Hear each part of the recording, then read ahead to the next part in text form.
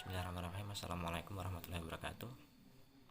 Kami dari kelompok 7 yang berjumlah 4 orang dengan nama saya sendiri Khalilur Rahman dengan NIM 2011-90188, Satri 2011-90208, Romela 2011-91693, dan Nurul Qamariah 2011-0200. Baik, kami di sini kelompok 7 akan menyampaikan materi tentang Ayatullah Khomeini. Baik, langsung saja menuju pembahasan, yaitu poin A, biografi Ayatullah Khomeini. Khomeini dilahirkan pada tanggal 24 Oktober 1902 di Khomein, sebuah desa kecil di dekat Isfahan, Iran Tengah. Secara silsilah, ayah Khomeini, Syed Mustafa Musawi, adalah keturunan Nabi Muhammad SAW dari jalur imam ketujuh Syiah, yaitu Musa al-Kazim. Sementara ibunya adalah anak Ayatullah Mirza Ahmad, seorang teolog terkenal yang disegani. Ayatullah Syed Mustafa, ayah Khomeini, adalah penentang rezim tirani dinasti Qajar. Ayahnya meninggal dibunuh oleh agen rahasia penguasa Qajar pada tahun 1903.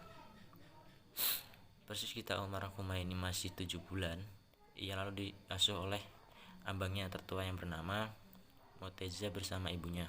Namun pada usia 16 tahun Khomeini, ibunya meninggal.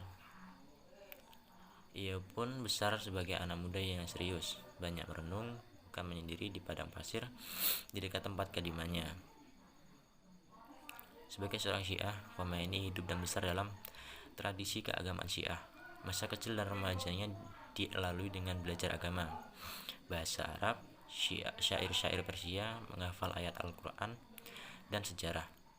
Yang paling menonjol diajarkan dalam tradisi keagamaan Syiah adalah sejarah tentang Rasulullah dan kehidupan para imam Syiah. Pahit dan duka perjuangan para imam Syiah dalam menegakkan kebenaran dan menentang kebatilan begitu membelas dalam pikiran Khomeini, sehingga menjadi motivasi baginya kelak ketika menggerakkan revolusi menghancurkan kekuasaan Reza Pahlavi. B. Pendidikan dan karya-karya Khomeini. A. Pendidikan awal. Sejak masih kanak-kanak, Imam Khomeini telah belajar menulis dan membaca di rumah. Dengan sungguh-sungguh ia mulai pendidikan dininya di Khomeini di Maktab Khaneh milik Ahmad Mullah Abu Al-Qasim, seorang tua yang sekolahnya dekat rumahnya.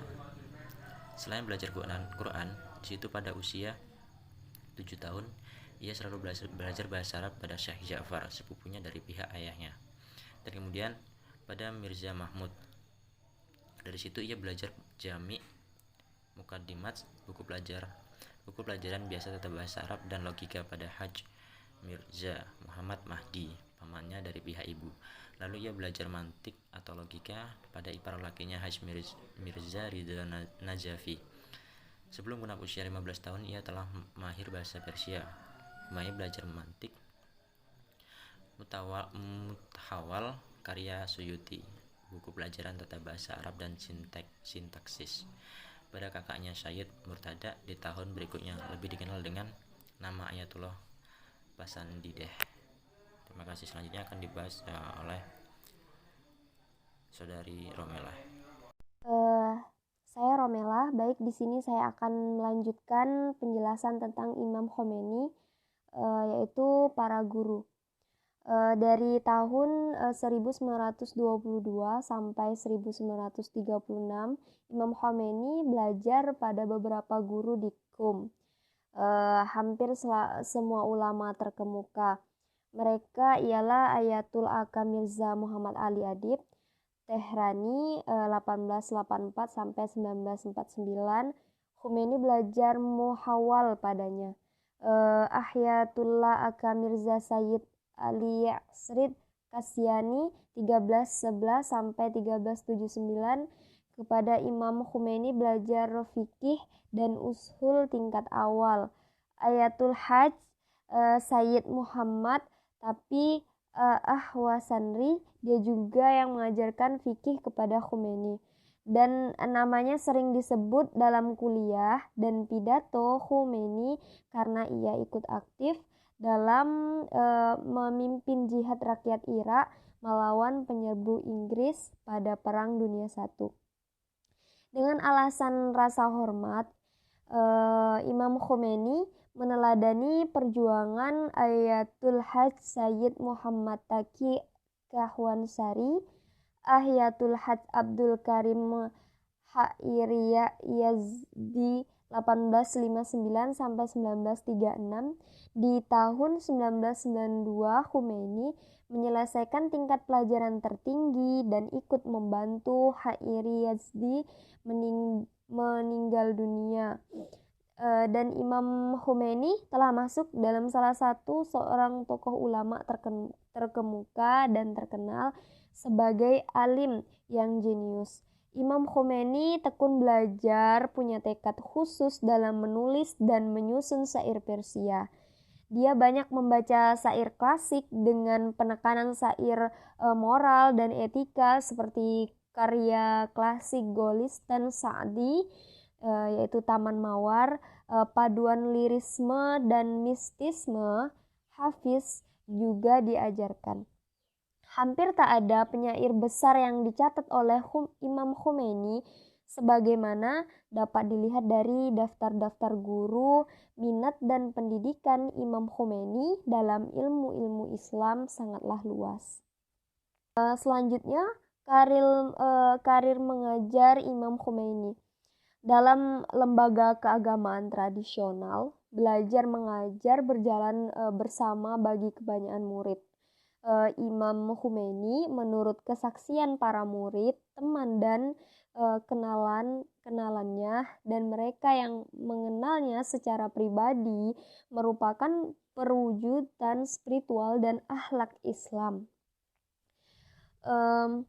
Para pembaca Al-Tauhid mengenal pelajaran akhlaknya dalam bentuk penjelasan 40 hadis yang telah dimuat berseri di jurnal itu dan dicantumkan dalam bukunya Cihil Hadis atau Arba'in oleh Imam Khomeini yang berbahasa Persia. Kuliah-kuliah Imam Khomeini dalam bidang fikih diadakan pada setiap hari di masjid di dekat makam Hadrat Maksumah. Kuliah-kuliah ushul diadakan siang di madrasah Fiqhiyah dan kemudian pindah ke masjid. Menurut banyak murid Imam Khomeini, pelajarannya yang tingkat dars ex harits dianggap hanya setingkat di bawah Ayatul Buruherdi dan kedua dalam kaitannya dengan jumlah para ulama dan murid yang hadir.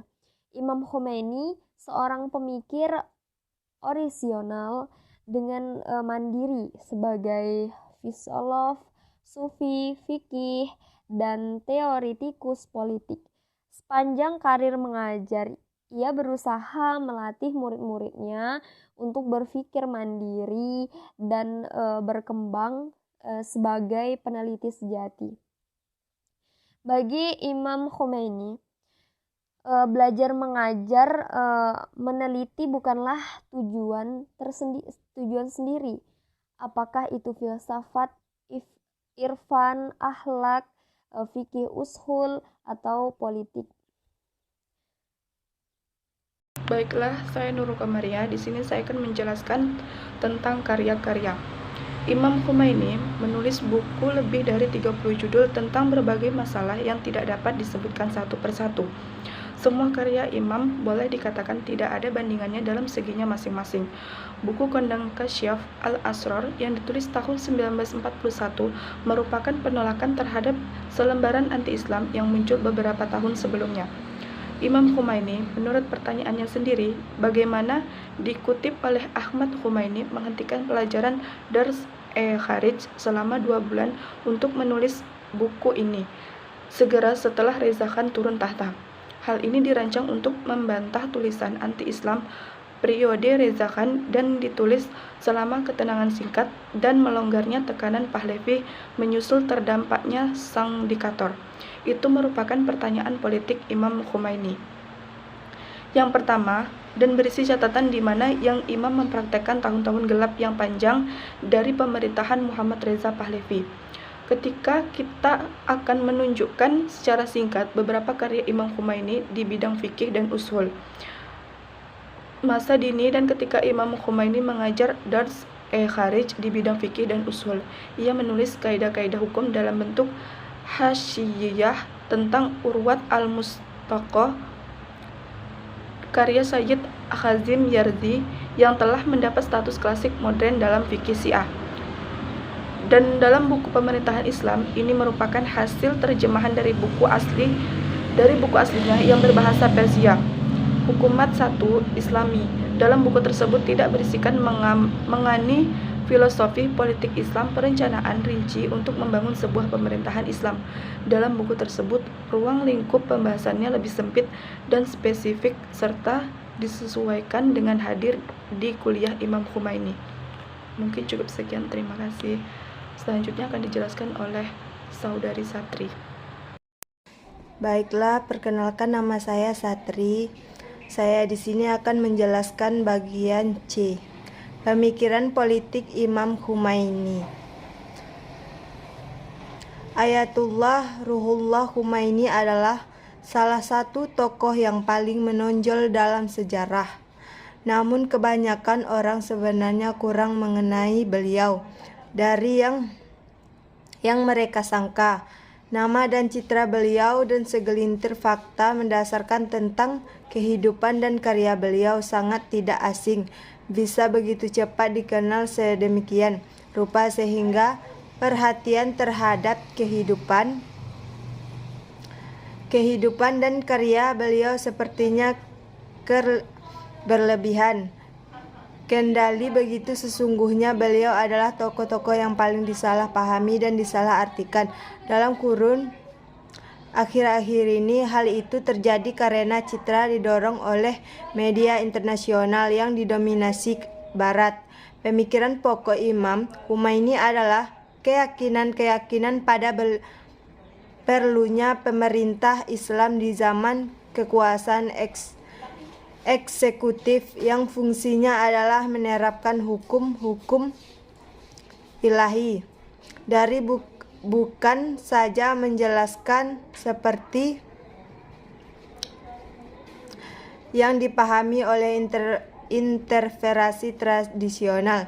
Tujuan gerakan Khomeini adalah menurun keadilan sosial, pembagian kekayaan yang adil, ekonomi yang produktif yang berdasarkan pada kebutuhan nasional, dan gaya hidup sederhana serta pemberantasan korupsi yang akan mengurangi jurang perbedaan antara kaya dan miskin, antara pemerintah dan yang diperintahkan.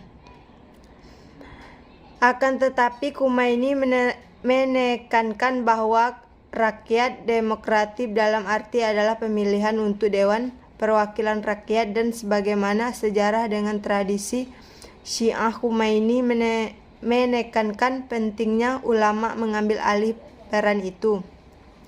Ulama ini yang dalam bahasa Khomeini sebagai manusia yang sebenarnya ulama menggerakkan masyarakat merebut hak mereka kembali dan membebaskan tanah mereka dari penjajahan Barat serta kewenangan pemerintahan boneka Barat.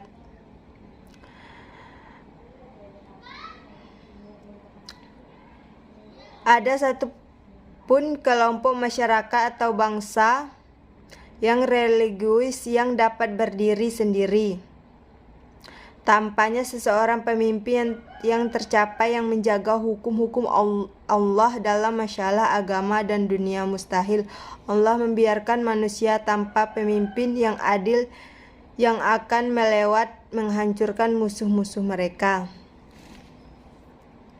Ketiga, kalau Allah tidak menunjukkan seseorang imam atas manusia, menegaskan hukum dan tanah masyarakat, maka agama Islam akan menjadi pusing dan hancur keberadaan ilahi, al-faqih atau kekuasaan politik ulama dalam pandangan Imam Khomeini adalah atas dasar penunjukan tidak ada beda antara wilayah al-faqih dengan wilayah pada Nabi Muhammad SAW dan para imam semuanya sama-sama menegaskan pemerintahan yang telah disyariahkan Allah menurut Imam Khomeini. Tugas wilayah al-faqih ini bisa jadi dilaksanakan secara individu maupun kolektif.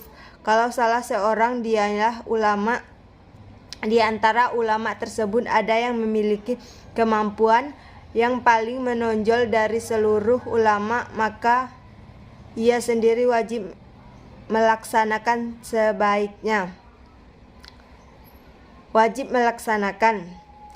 Sebaliknya, kalau tidak ada yang bisa sendirian, maka secara bersama-sama mereka wajib mendirikan kekuasaan wilayah al-faqih ini. Hanya itulah yang bisa saya sampaikan, lebih dan kurangnya saya mohon maaf. Wassalamualaikum warahmatullahi wabarakatuh.